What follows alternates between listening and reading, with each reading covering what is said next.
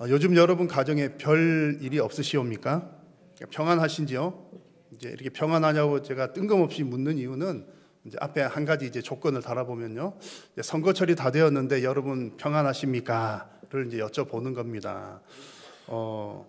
요즘에는 이제 뭐든지 양극화가 너무 좀 심각하잖아요. 경제적인 데 있어서도 양극화가 매우 심각해진다고 그러는데 정치적인 면에 있어서는 더더욱 양극화가 많이 심해지고 있습니다. 그래서 가족들 사이에서도 정치적인 문제 때문에 갈등을 겪는 경우들이 많이 있다고 합니다. 그래서 이제 며칠 후면 국회의원 선거가 있는데 여러분 가정은 평안하신지 제가 여쭈어본 겁니다.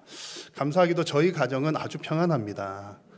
저희들은 이제 식구들이 다 정치를 잘 몰라가지고 그냥 이제 투표하러 가는 날 가서 해야 되는구나, 이제 그 정도 이렇게 하고 있습니다.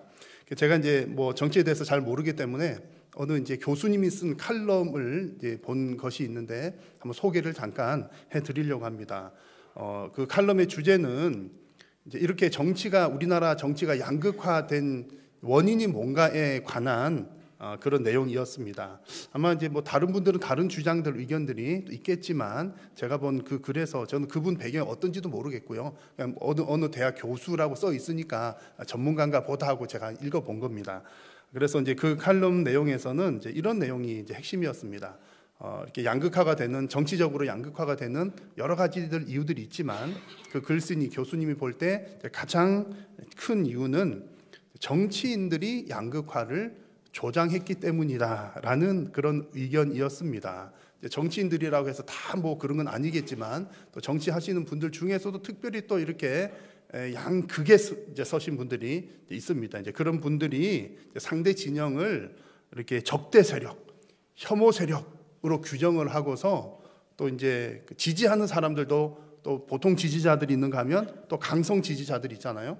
강성 지지자들에게 극단적인 정보들을 제공을 한다는 거죠. 그렇게 되니까 요즘 같은데 얼마나 이렇게 정보의 소통이 빠릅니까? 그럼 유튜브 뭐 하면 금방 막 이렇게 전국적으로 금방 번져 나가거든요. 그러다 보니까 과거에 비해서 또 다른 어떤 때에 비해서 양쪽의 간극이 더 심각해진다, 그런 내용이었습니다. 제가 이제 그 글을 보니까 뭐 그런 것 같더라고요. 근데 제가 이제 생각하는 것은 이제 목사니까 또 정치를 잘 모르니까 이렇게 양극화가 심각해지는구나, 그 정도 공감을 했다는 내용이고요. 이런 이유들 때문에 더 이제 서로 이렇게 조장되는 면이 있구나, 그래서는 안 되겠구나, 이 정도를 이제 느꼈습니다. 근데 저는 이제 더 자세한 얘기 드리려고 하는 것은 아니고요. 목사니까 목사로서 여러분들에게 질문을 한 가지 드려보려고 합니다. 요즘에 이제 정치적인 이런 문제가 워낙 이슈가 되고 또 이렇게 주장이 각기 다른데 여러분께 이제 질문, 목사로서 드리는 거예요. 여러분, 신앙이 더 중요합니까?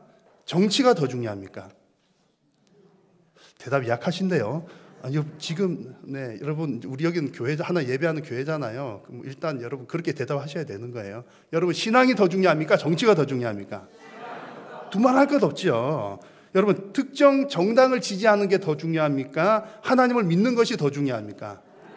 하나님을 믿는 것이 두말할 것 없이 더 중요합니다. 교회 왔는데 다른 소리 하시면 안 되니까 여러분. 근데 정말로 그렇잖아요. 정말로 그렇습니다. 그래서 정말로 우리가 정치도 안 중요한 건 아니잖아요. 정치가 잘 돼야 나라도 안정되고 막 그렇습니다. 되게 이제 이 땅에서 중요한 것들 많이 있지만 정치보다 더 중요한 것은 하나님 믿는 믿음이에요. 그게 더 중요합니다. 그래서 우리는 하나님을 믿습니다라고 하는 그 한 가지 이유만으로도 진보와 보수는 연합할 수가 있어야 된다고 저는 확신을 합니다. 3분, 4분, 6, 7분 아멘 하셨고요. 다만 쉽지는 않죠. 근데 정말로 여러분, 우리가 한 하나님을 믿는다면 다른 거 좀 달라도 함께 예배할 수 있어야 된다는 그런 얘기죠. 다만 중요한 것은요, 누구든지 우리가 하나님을 예배하는 일, 성부, 성자, 성령 하나님 예배하는 일에 대해서 반대하거나 방해하는 것은 심각하게 고려를 해봐야 되는 겁니다. 왜냐하면 여러분, 진보여도 살고 보수여도 삽니다. 진보로 살아가면 어떻고 보수로 살아가면 어떻습니까? 그렇게 살아봐야 뭐 오래 살아봐야 한 100년 사는데 100년 살아가는 건데, 여러분, 우리의 영혼의 문제, 영적 전쟁에서 밀리면 영생이 걸려 있기 때문에 여러분 하나님 예배하는 일이 이 땅에서 일어난 그 어떤 일보다 가장 중요한 줄로 믿습니다. 제가 이제 이 말씀을 제가 정치도 잘 모르는 사람이 이 얘기를 드리는 이유는요. 이제 며칠 후에 하필이면 이제 선거가 있는데 제가 일부러 정치 얘기 꺼낸 거 아니고요. 선거가 있어서 일부러 꺼낸 건 절대 아니고요. 오늘 이제 설교 본문을 보시면 마가복음 37번째 말씀이잖아요. 그래서 이제 전혀 정치적인 목사 아닙니다, 여러분. 아닌데 마가복음 하나하나 이렇게 설교를 하다 보니 하필이면 오늘 내용이 가이사 어쩌고 하는 내용이 나와요. 약간 이제 정치적인 배경 비슷한 내용이 하필이면 오늘 이렇게 나오는 겁니다. 그래서 오늘 이제 이 내용을 통해서 함께 하나님 말씀을 나누려고 하는 거죠. 근데 오늘 본문도 어떤 면에서 보면 정치적인 내용이 있지만 결론적인 내용은 영적인 내용입니다. 영적인 문제입니다. 당시 사회적인 분위기에서 예수님을 이렇게 대적하는 사람들이 많이 있었습니다. 종교 지도자들, 또 로마 당국들, 예수님을 적대적인 존재로 보았는데 그 당시 예수님의 그 상황에서만 그랬던 게 아니라 사실은 이런 일들은 어느 시대에나 계속해서 있어 왔던 얘기입니다. 무슨 얘기냐면 어느 시대에나 하나님 나라를 대적한 무리들이 있었더라는 겁니다. 우리는 물론 여러분 세상과 하나님 나라를 이분적으로 보아서는 안 됩니다. 세상은 악한 곳, 교회는 선한 곳 이렇게 해가지고 섞이면 안 돼. 절대 여러분 이분법적으로 보아서는 안 되지만 하나님 나라를 대적하는 영적인 무리들이 있다는 사실은 여러분 결코 잊어서는 안 된다는 말씀입니다. 그래서 오늘 예수님께서는 가이사에게 세금 바치는 이 문제 또 그리고 그 환경 가운데에서 하나님의 주권을 선포하고 계십니다. 그래서 오늘 우리는 이 예수님의 이 말씀을 통해서 세상의 모든 권세 위에 하나님의 주권이 있다는 사실을 오늘 이 말씀을 통해서 함께 확인하기를 원합니다. 그리고 정말 모든 세상의 주권자 되시는 그 하나님께 전심으로 영광을 올려드리는 그런 복된 시간 되기를 간절히 소망합니다. 자, 오늘 읽은 말씀은요, 바리새인들과 헤롯 땅 사람들이 예수님 찾아와가지고 로마에 세금 내는 게 옳습니까? 잘못되었습니까? 그 질문을 하는 내용입니다. 자, 그런데 여러분 잘 아마 아실 것입니다만 지금 이 사람들이 와가지고 예수님께 세금 냅니까? 맙니까? 물어보지만 사실은 그 질문이 궁금해서 물어본 질문이 아니었던 거죠. 13절 말씀을 보시면 그들이 예수의 말씀을 뭐 하려고요? 책 잡으려고 바리새인과 헤롯 당원들을 보낸 겁니다. 여기서 그들은 누구냐면 오늘 본문 앞에 나오는 산헤드린의 지도자들입니다. 그 지도자들이 예수님 책 잡으려고 바리새인들, 헤롯 당원들 보냈다는 내용입니다. 오늘 본문에는 바리새인, 헤롯 당원들 보냈는데요. 오늘 본문 읽은 그 다음에 보면은 사두개인들이 와서 예수님께 또 질문을 하고요. 그 뒤에 나오는 내용들 보면 또 서기관들이 와서 예수님에게 어떤 질문을 찾아와서 질문을 합니다.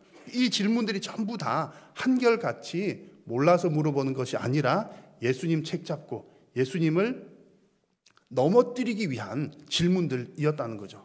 근데 오늘 본문의 질문은요, 오늘 본문의 내용은 조금 독특한 면이 있습니다. 세금에 관해서 이렇게 물어보려고 질문을 하려고 이 사람들을 보냈는데 바리새파 사람들 보내고 헤롯 땅 사람들 보냈단 말이죠. 근데 이 조합이 이상합니다. 조합이. 왜냐하면 바리새인들은 어떤 사람들입니까? 율법주의자들, 민족주의자들이거든요. 특히 이제 바리새인들 중에서도 이제 크게 파가 두 개가 있는데 온건파가 있었는가 하면 또 강경파가 있었습니다. 오늘 이 자리에 온 사람들은 강경파였던 것으로 보여요. 샴마이 학파라고 하는 강경파 사람들인데 이 사람들은 이제 아주 철저한 거죠. 우리는 유대인 그리고 이방인 딱 구분을 지어가지고 지금 이스라엘을 점령하고 있는 나라가 어느 나라입니까? 로마잖아요. 로마는 이방이거든요. 이방 나라가 이 땅을 점령하고 있는 것 용납 안 된다. 즉 이방 사람들이 천한 이방 사람들이 거룩한 하나님의 나라를 점령하다니 있을 수 없다. 이런 입장이었던 거죠. 그러니까 세금 내는 문제는 어떻겠습니까? 더더욱 그런 나라에 세금을 바칠 수 없다는 입장이 바리새인들의 입장이었던 거죠. 근데 헤롯 땅은요, 이름에서 볼 수 있는 것처럼 헤롯 땅은 친로마 사람들이었습니다. 친로마적인 성향을 가지고 있었고 좀 부유한 층에 속한 그런 사람들이었습니다. 당연히 납세 열심히 했고요. 그 다음에 메시아 운동하는 것 대단히 반대하는 그런 사람들이었습니다. 근데 여러분 이렇게 지금 세금 문제를 가지고 왔는데 세금에 대해서 서로 다른 입장 가진 사람들이 왔다는 거죠. 어떻게 이런 일이 일어났을까요? 어떻게 이런 이상한 조합으로 예수님 찾아왔겠습니까? 여러분, 이들이 함께 오게 된 이유는요, 세금에 대해서는 서로 다른 입장을 가졌지만 어떤 이유에서는 목적이 같았습니까? 예수님을 책잡으려고 했던 이유, 예수님을 넘어뜨리려고 하는 목적은 같았던 겁니다. 여러분, 근데 이것을 그냥 우리가 이게 바리새인들하고 헤롯 당원들이 왔구나, 서로 다른데 그냥 목적은 같았구나, 가볍게 여길 일이 아닙니다. 우리 성도들은요, 이 부분을 매우 심각하게 살펴보아야 합니다. 여러분, 하나님 나라를 대적하는 무리들은 다른 부분에서는 서로 뜻이 다를지라도 하나님을 대적하기 위해서는 연합하는 존재들입니다. 하나님 나라 대적하는 무리들은 악한 일에는 연합을 잘한다는 얘기죠. 그런데 하나님 나라의 백성들은 어떻습니까? 정말 좋은 귀한 믿음을 받았고 좋은 뜻을 가지고 있음에도 불구하고 덜 중요한 이유들 때문에 오히려 분열하거나 나누어지는, 같은 편인데 같은 편끼리 나누어지고 서로를 비방하는 일들이 꽤 많이 발생을 합니다. 우리가 이 땅을 살아가는 동안에는 이 땅에서 중요한 것들이 분명히 있습니다. 정치도 대단히 중요하고요, 경제도 어마어마하게 중요합니다. 그리고 복지 혜택들을 함께 잘 세워나가는 것 너무나 중요하죠. 그래서 교회와 성도가 사회 각 분야에서 섬겨야 할 일들이 참 많이 있습니다. 그리고 실제로 사회적으로 선한 일을 하는 사람들을 이렇게 가만히 살펴보면 그 배경이 기독교인인 경우들이 대단히 많습니다. 그리고 어떤 복지 관련된 일들도 그 통계를 보면은 교회들이 하는 부분이 제일 많아요. 그래서 많이 드러내지 않아서 그러지 사실은 교회와 성도님들이 이런 이제 선한 일들을 많이 동참하고 있다는 겁니다. 경제적인 평등을 위해서도 열심히 힘쓰고 있고요, 복지를 위해서도 열심히 하고 있습니다. 자, 그런데 교회가 뭐 이런 선한 일들 많이 하지만 그 어떤 것보다 가장 더 중요한 일이 무슨 일입니까? 교회가 해야 될 가장 중요한 일은 한마디로 표현하자면 선교인 것이고요, 영혼을 구원하고 하나님을 예배하는 일, 죄의 문제를 해결하여서 우리 영혼이 구원받는 일과 그 구원해 주신 은혜에 감사하면서 예배하는 일이 교회 공동체가 해야 되는 가장 중요한 일입니다. 여러분 믿으십니까? 교회는요, 선한 일들 많이 하지만 제일 중요한 것은 영혼 구원과 예배하는 일이라는 거죠. 근데 이제 이 목적만 가지고도 사실은 이제 예수님 믿는 사람들이 다 연합해서 함께 이렇게 이 일만 해도 할 일도 많고 열심히 이렇게 해 나가야 될 텐데, 덜 중요한 이슈들로, 특별히 막 선거철이 되면 어떤 선거 때문에, 정치적인 문제 때문에, 또 어떤 다른 부분에서는 다른 어떤 이유들 때문에 서로 비난하거나 분열하곤 합니다. 여러분, 하나님의 백성들이 분열되면 누가 가장 좋아할까요? 사탄 마귀가 제일 좋아합니다. 여러분, 이거는 자명한 사실입니다. 그래서 여러분, 오늘 이 말씀을 보면서 예수님을 대적하러 온 사람들, 서로 다른 입장을 가지고 있었음에도 불구하고 그렇게 연합을 해서 하는 그 모습을 우리는 심각하게 받아들이면서 우리 성도들 사이에서는 절대로 특별히 정치적인 이견으로 인해서 분열이 없기를 간절히 소망합니다. 여러분, 정치적인 성향이 다르거나 교파가 다르거나 개인적인 성향이 다를지라도 하나님 나라 일, 영혼 구원과 예배하는 일에서는 우리가 한 마음으로 연합할 수 있기를 간절히 소망합니다. 자, 이렇게 바리새인과 헤롯 당원 사람들이 예수님 책 잡으려고 이렇게 찾아왔잖아요. 찾아와가지고 질문을 하는데, 이제 질문의 핵심은 로마의 가이사에게 세금을 냅니까 맙니까? 이 질문인데, 이 질문을 가만히 살펴보면 대단히 교묘합니다. 이 짧은 질문 앞부분에 장황한 예수님에 대한 칭찬을 늘어놓는 거예요. 14절 보니까 선생님이여, 우리가 아노니 당신은 참되시고 아무도 꺼리는 일이 없으시니 이는 사람을 외모로 보지 않고 오직 진리로서 하나님의 도를 가르치심이니이다. 그냥 훌륭한 선생님입니다 한마디만 해도 그럴 거를 길게 엄청난 칭찬을 지금 하고 있는 거죠. 그러고 나서 가이사에게 세금 바치는 게 옳습니까? 안 옳습니까? 그 질문을 하는 겁니다. 근데 여러분, 이 칭찬이 진짜 칭찬일까요? 가짜 칭찬일까요? 마치 예수님을 칭찬하는 것처럼 보이지만 사실 이 칭찬의 목적은 예수님이 대답을 회피하지 못하도록 하기 위한 목적이었습니다. 대답을 못하게 하려고 했다는 거죠.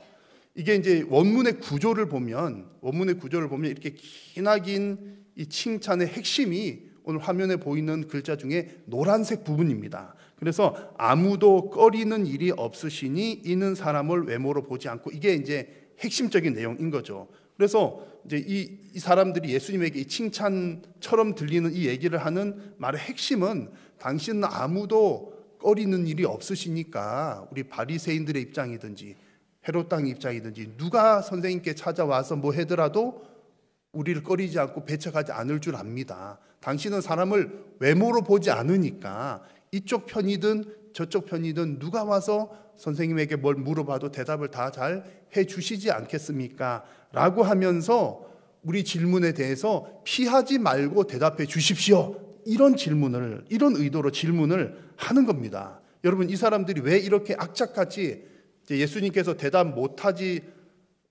안 할 수 없도록 쫙 만들어가지고 이런 질문을 했을까요? 어떤 대답을 하더라도 예수님은 공경에 처할 수밖에 없는 상황이기 때문입니다. 가이사에게 세금을 바칩니까 맙니까 했을 때 세금을 바쳐도 된다 그러면은 누가 반기를 들겠습니까? 바리새인들이 반기를 드는 거예요. 세금을 바치지 마시오 그러면 누가 또 반기를 듭니까? 헤롯 땅 그리고 로마 당국의 반역자로 낙인이 찍히게 되는 그런 상황인 겁니다. 그러니까 이렇게 교묘하게 예수님이 어떤 대답이든 할 수밖에 없게끔 교묘하게 질문을 하고 있는 겁니다. 여러분, 우리는 이 장면에서 하나님 나라를 대적하는 자들이 정말 이러하구나 하는 모습을 잘 이해를 해야 됩니다. 사탄은 속이는 영입니다. 사탄은 속이는 영이에요. 속이는 영인데 때로는 어디까지도 가장을 합니까? 자기 자신을 어디까지도 가장을 해요? 광명한 천사로까지도 가장을 합니다. 여러분, 사탄이 어떻게 생겼을까요? 보신 적이 없으시잖아요. 그래서 우리가 막 그냥 사탄 이미지 그러면 불 달려있고 무섭게 생기고 사자, 호랑이 뭐 하여튼 이 세상에서 볼 수 있는 가장 무섭고 혐오스럽고 뭐 이렇게 뭐 못생긴 것들 중에 하나라고 생각할 수 있지만 그렇지 않습니다. 사탄은 영입니다. 영이고요. 어떻게까지 포장을 할 수 있다고요? 천사의 모습으로까지. 여러분, 이건 놀라운 말씀입니다. 제 얘기가 아니라 성경에 고린도후서 11장에 나오는 내용이에요. 사탄은 광명의 천사로도 가장을 합니다. 지금도 사탄은 성도들을 교묘하게 유도하여서 이리저리 빠져나가지 못하게끔 만들어서 새 속에 물결을 따르도록 합니다. 분명히 성경에서는 이것은 죄다 라고 규정짓고 있는 일에 대해서도 분명히 죄인 것인데 사탄이 조장을 하는 거죠. 문화 뭐 어쩌고 여러 가지 방법들 해가지고 누구라도 다 하는 일로 포장을 합니다. 너도 이 일 했어? 나도 이렇게 했어. 너도 이렇게 했어? 이렇게 했어. 이 사람도 했고 저 사람도 했고 분명히 죄인데 하나님은 죄라고 말씀하셨는데 너도 했고 나도 했으니까 우리 다 그런 거네. 그럼 이거 죄 아닌 걸로 하자. 여러분, 우리가 죄가 아니라고 해서 그게 죄가 아닌 게 됩니까? 죄를 규정짓는 분은 하나님이시잖아요. 그래서 사탄이 이렇게 교묘하게 분명히 죄인 것도 죄 아닌 것처럼 포장을 했어. 인권인 것처럼 포장을 해서 이렇게 몰아가면서 누군가가 예수 믿는 사람이 그것은 죄입니다 라고 하면 역시 저 사람은 꽉 막힌 사람이야. 융통성이 없는 사람이야. 상식이 없는 사람이야. 시대에 뒤떨어진 사람이야. 역시 예수쟁이들은 안 돼. 그런 방향으로 몰아갑니다. 때로는 나만 안 해서 나만 손해보는 경우들도 많이 생겨나게 되는 거죠. 여러분, 하나님 나라를 대적하는 악한 영의 세력은 여러분 이런 속성을 가지고 있다는 사실을 꼭 기억하시기를 바랍니다. 이런 분위기 속에서 우리 성도들은 무엇을 가장 먼저 해야 되겠습니까? 교묘하게 다가오는 악한 영의 세력들에 대해서 성도들이 가져야 될 첫 번째는 그 영들을 분별하는 일입니다. 가장 중요한 것은 분별해내는 거예요. 이게 하나님의 뜻에 맞는가 맞지 않는가를 분별을 해야 이게 하나님 뜻이랑 다른데 분별이 되어야 그 다음 내가 어떤 행동이라도 할 수 있다는 얘기죠. 예수님께서도 오늘 말씀을 보십시오. 교묘하게 질문하며 들어오는 그들을 향해서 그들 때문에 이제 궁지로 몰리는 상황이었지만 예수님은 그들의 마음과 목적을 잘 알고 계셨습니다. 예수께서 그 외식함을 아시고라고 말씀하셨다는 거죠. 성도들에게도 필요한 것은 영적 분별력 세력이라는 겁니다. 지금도 악한 영의 세력들은 여러분 교묘하게 거짓으로 좋은 것처럼 위장을 해서 성도들을 미혹하고 있다는 사실 꼭 기억하십시오. 그래서 요한일서 4장 1절에 보니까 사랑하는 자들아 영을 다 믿지 말고 오직 영들이 누구에게 속하였나 하나님께 속하였나 분별하라. 많은 거짓 선지자가 세상에 나왔음이라 하고 말씀을 했습니다. 저와 여러분 모두가 영적 분별력이 있기를 간절히 소망합니다. 예수님은 이렇게 이제 다 아시니까 이제 어떻게 대처를 하셔야 되잖아요. 대처를 하셔야 되는데 그냥 즉답을 바로 하신 게 아니라 질문하는 사람들 향해서 이제 이런 요구를 하나 하십니다. 가서 데나리온 동전 하나를 가지고 오시오. 요구를 하는 겁니다. 데나리온 동전. 당시에 데나리온은 은화로 되어 있었는데 이제 그 시대마다 뭐 이게 조금 성분도 다르긴 합니다만 예수님 당시에는 은화로 되어 있었는데 이제 이 가치는 대략적으로 볼 때 노동자들의 평균적인 하루 품삯 정도가 되었다고 합니다. 그러니까 뭐 품삯을 더 많이 받는 사람도 기술 있는 사람은 받겠고 적게 받는 사람도 있을 텐데 이제 평균적으로 하루 품삯 정도 되는 가치라는 얘기죠. 그리고 이제 중요한 것 한 가지는 이 데나리온이 세금을 내는 어떤 기준 단위가 되었다는 겁니다. 사람 숫자에 따라 세금을 매기는데 인두세라고 표현을 하죠. 그래서 한 사람당 한 데나리온 이렇게 기준이 되어 있었다는 겁니다. 로마에서는 이제 이스라엘 백성들을 향해서 남자들은 14살에서 65세까지, 여자들은 12살에서 65세까지 한 사람당 한 데나리온 세금 이렇게 매겼다는 겁니다. 자, 그런데 이제 이 데나리온이라고 한 동전은 이렇게 세금의 기준이 되거나 뭐 이런 어떤 경제적인 가치의 기준이 되기도 하는데 사실은 우리가 오늘 살펴볼 것은 더 중요한 의미가 있습니다. 이 동전에는 경제적인 가치 외에 더 중요한 의미가 담겨져 있었던 겁니다. 자, 예수님은 이 데나리온을 가지고 오라고 말씀하신 이후에 사람들에게 이제 물어봅니다. 이 데나리온에 새겨진 형상과 글이 누구의 것이냐를 묻습니다. 동전에 어디 형상이 있었고 글자가 있었다는 얘기인 거죠. 이제 당시에 이제 화폐가 이렇게 동전이 이렇게 생겼는데 황제의 형상이 있었고 앞뒤로 어떤 글자가 이렇게 새겨져 있습니다. 앞면에 새겨진 글자는 이런 내용입니다. 티베리우스 가이사 아우구스투스 신성한 아우구스투스의 아들. 뒷면에는 최고의 제사장 이런 내용입니다. 뭐 어쨌든 쉽게 말하면 신성한 아구스토의 아들이다. 신성하다. 최고의 제사장이다. 이게 어떤 의미냐면 황제를 신으로 여긴다라는 그런 내용인 겁니다. 황제를 신으로 여긴다는 거죠.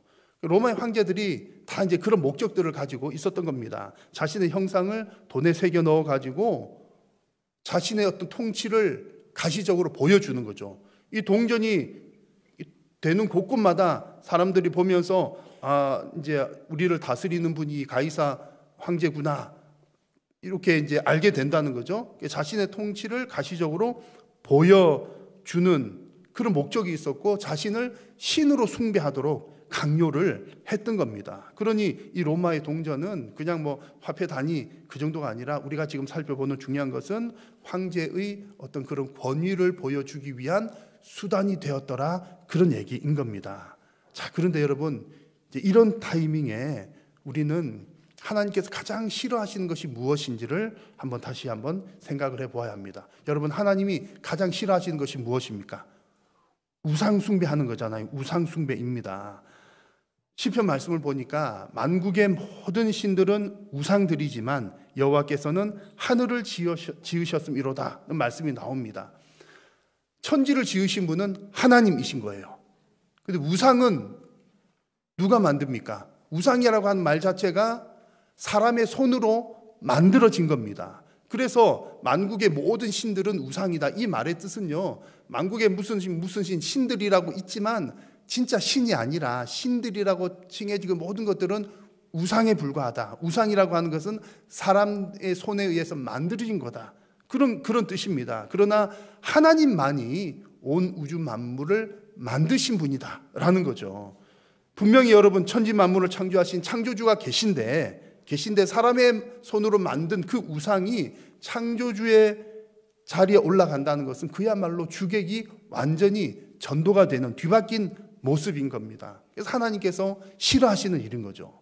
근데 사람들은 왜 이렇게 우상을 만들고 하는 일들을 계속 해왔을까요? 역사를 보면 어느 시대, 어느 지역에서나 계속해서 우상을 만듭니다. 뭔가를 만들어내요. 자기 자신들이 신이라고 만들죠. 신이라고, 이게 신이다 라고 만들어냅니다. 왜 그렇게 합니까? 인간의 연약한 본성의 탓도 있지만 여러분 자세히 들여다보면 하나님을 대적하는 악한 영이 사람들 마음 가운데 그런 필요를 불어넣는 겁니다. 사람들의 마음 가운데 불안함, 허전함, 그런 마음들을 계속 불어넣어서 눈에 보이는 우상을 만들도록 부추기는 겁니다. 그러니까 사람들이 어느 시대에나 우상을 만들어서 눈에 보이는 것을 보면서 마음에 안도감을 누리는 겁니다. 심지어 하나님을 믿는 이스라엘 백성들도 그랬던 거죠. 하나님을 분명 믿는데 하나님은 눈에 보이십니까? 안 보이십니까? 안 보이시잖아요. 근데 어느 날은 한 번은 이제 모세가 시내산에 하나님의 법을 받으러 올라갔는데 빨리 안 내려오는 거예요. 그럼 밑에 있는 이제 이스라엘 백성들이 불안한 겁니다. 모세가 왜 이렇게 안 내려오지? 그래가지고 아론에게 막 욕을 하잖아. 우리에게 눈에 보이는 하나님 만들어 달라. 그래가지고 금붙이들 다 모아가지고 송아지 우상을 만들고 하나님한테 되게 혼났잖아요. 사람들이 다 마음에 불안한 허전함 이런 것들이 생기는 것, 그것을 메꾸기 위해서 우상을 만든다는 겁니다. 근데 사람의 마음 가운데 그런 마음을 조장하는 것은 악한 영의 세력들입니다. 지금도 사탄은 사람의 마음에 불안함과 허전함을 심어줍니다. 그래서 지금 이 시대도요, 어느 시대 마찬가지인 것처럼 지금 이 시대도 눈에 보이는 물질과 권력들을 내세우면서 그 보이는 그것이 마치 이 땅에 참된 권력인 것처럼 포장하고 그것을 따라가도록 하는 것이 사탄의 전략입니다. 그래서 마치 그것이 세상을 다 다스리는 것처럼 보여주는 거죠. 로마 시대의 황제는 자기 자신이 세상을 다 다스리는 왕인 것을 드러내고자 했던 것처럼 각 시대마다 사탄 마귀가 그 뒤에서 그 어떤 물질을 또 어떤 존재들을 하나님 자리에 올려놓고 그것인 양 보이도록 합니다. 그러나 여러분, 우리는 잘 알고 있습니다. 이 세상의 그 어떤 권력과 그 어떤 힘도 하나님의 주권에는 전혀 미치지 못하는 줄로 믿습니다. 그래서 이어서 나오는 예수님의 대답을 보니까 그 내용을 잘 알 수가 있는 겁니다. 예수님 세금 문제에 관해서 질문하는 예수님의 대답은 이제 마지막으로 이런 내용이 나오죠. 동전 가서 보여달라 하신 이후에 예수님께서 이렇게 대답을 하십니다. 교회 안 다니는 사람들도 너무나 잘 아는 유명한 구절입니다. 여러분 큰 목소리로 한번 같이 읽어보겠습니다. 시작. 이에 예수께서 이르시되 가이사의 것은 가이사에게, 하나님의 것은 하나님께 바치라 하시니 그들이 예수께 대하여 매우 놀랍게 여기더라. 아멘. 교회 안 다니는 사람들도 알아요. 이게 성경에 나오는지는 몰라도 한 번쯤은 다 들어본 얘기. 가이사의 것은 가이사에게, 하나님의 것은 하나님께. 이 대답은 정말 대적자들이 입을 딱 막는 지혜로운 대답이었죠. 뭐라고 대답할 수 없는 상황이 되었습니다. 자, 그런데 우리가 지금 살펴보려고 하는 것은요, 역시 우리 예수님 짱이셔, 예수님 지혜로운 분이셔, 정말 예수님께서 이렇게 정말 이런 위기를 이렇게 지혜롭게 헤쳐나가시다니, 여러분 우리가 이 정도로만 예수님을 이해를 하셔서는 안 됩니다. 교회 안 다니는 사람들은 예수라는 선생이 참 지혜롭구나, 이렇게 지혜로운 말을 했구나 했는데, 여러분 이 얘기는요, 예수님께서 지금 하시는 이 얘기는 그냥 지혜로운 얘기가 아닙니다. 놀라운 예수님의 선포이신데, 가이사의 것은 가이사에게, 하나님의 것은 하나님께라고 하는 이 말씀은 가이사를 포함한 이 세상의 모든 권력들이, 모든 주권들이 하나님의 주권 아래에 있다는 것을 선포하신 내용입니다. 여러분 이게 어떤 내용인지 그 뜻을 조금 더 살펴보도록 하겠습니다. 먼저 여러분, 예수님께서 가이사의 것은 가이사에게 라고 말씀하신 이 부분은요, 이 땅을 살아가는 동안에는 이 땅의 질서가 필요하다는 것을 보여주시기도 하고, 이 땅에서의 권력, 권세가 있다는 것을 인정을 하고 보여주는 그런 말씀이기도 합니다. 로마서 13장 7절을 보시면 모든 자에게 줄 것을 주되 조세를 받을 자에게 조세를 바치고 관세를 받을 자에게 관세를 바치고 두려워할 자를 두려워하며 존경할 자를 존경하라. 그래서 세금을 이 말씀까지 보면 어떻습니까? 예수님께서 가이사의 것은 가이사에게, 그러니까 가이사에게 세금 낼 건 내야지. 이렇게 이제 이해할 수 있겠죠. 그러니까 이 얘기를 들은 헤롯 당원들은 세금을 내라는 말인가 보다. 그렇게 하니까 이제 반기를 못 드는 거죠. 근데 우리 입장에서 볼 때는 어떻습니까? 선뜻 이 말씀이 이해가 안 되기도 합니다. 아니, 우리를 괴롭게 하는 나쁜 나라 로마인데, 혹은 우리가 지금 그렇지 않아도 수탈을 당하고 있는데 우리를 점령하고 있는 점령군에게까지 세금을 내는 게 합당하단 말인가? 선뜻 이해가 안 되기도 합니다. 그래서 때로는 그때 상황에 따라서 때로는 우리가 순교할 각오로 저항을 해야 되는 상황들도 있습니다. 분명히 독립운동 어쩌고 하는 것처럼 저항운동을 해야 되는 경우들도 있습니다만, 어떤 경우들에 있어서는 그 상황, 지금 당하고 있는 그 어려움들을 하나님께서 허락하신 경우들이 있습니다. 그래서 로마서 13장 1절에서는 이런 말씀을 하셔요. 각 사람은 위에 있는 권세들에게 복종하라. 권세는 하나님으로부터 나지 않음이 없나니 모든 권세는 다 하나님께서 정하신 바라. 이렇게 말씀을 하셨습니다. 구약시대의 예를 보면요, 남유다가 바벨론으로 잡혀갔을 때에, 포로로 잡혀갔을 때 하나님이 힘이 없어서 잡혀간 것이 아니라 하나님께서 이스라엘 백성들을 포로로 내어주신 겁니다. 주신 거죠. 왜요? 하나님의 큰 구원을 위해서, 그리고 그들의 범죄함으로 인해서 하나님의 주권 아래에 이루어진 일이었더라는 겁니다. 그래서 지금 가이사의 것은 가이사에게라고 하는 일들도 사실은 이 땅의 질서를 따라 할 것은 하지만, 그 뒤에 나오는 말씀이 더 중요한 말씀입니다. 그 다음에 어떤 말씀이 나왔습니까? 하나님의 것은 하나님에게. 예수님께서 하신 말씀이 이 부분이 더 중요한 거죠. 하나님의 것은 하나님께입니다. 자, 여러분, 그러면 무엇이 하나님의 것입니까? 하나님의 것은 무엇입니까? 이 세상의 모든 것이 하나님의 것입니다. 심지어 세상의 주권자들, 가이사마저도 하나님의 것인 거죠. 지금 이스라엘을 땅을 정복하고 있는 그 로마 나라도 하나님의 것입니다. 그 과거에 유대 민족이 바벨론으로 잡혀갔을 때 그 바벨론도 하나님의 것입니다. 나중에 고레스를 통해서 이렇게 하나님 회복시키실 때 그 제국들도 다 하나님의 것입니다. 그래서 예수님께서 지금 가이사의 주권보다도 하나님의 주권이 더 우위에 있다는 사실을 분명하게 선포하고 계시는 장면인 겁니다. 이것이 가이사의 것은 가이사에게, 하나님의 것은 하나님께라고 하는 말씀의 뜻입니다.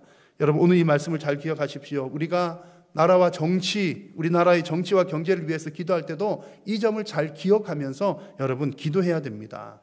여러분, 이번 선거가 곧 있으니까요, 보수가 승리하도록 기도하시겠습니까? 진보가 승리하도록 기도하시겠습니까? 어떻게 기도하시겠습니까?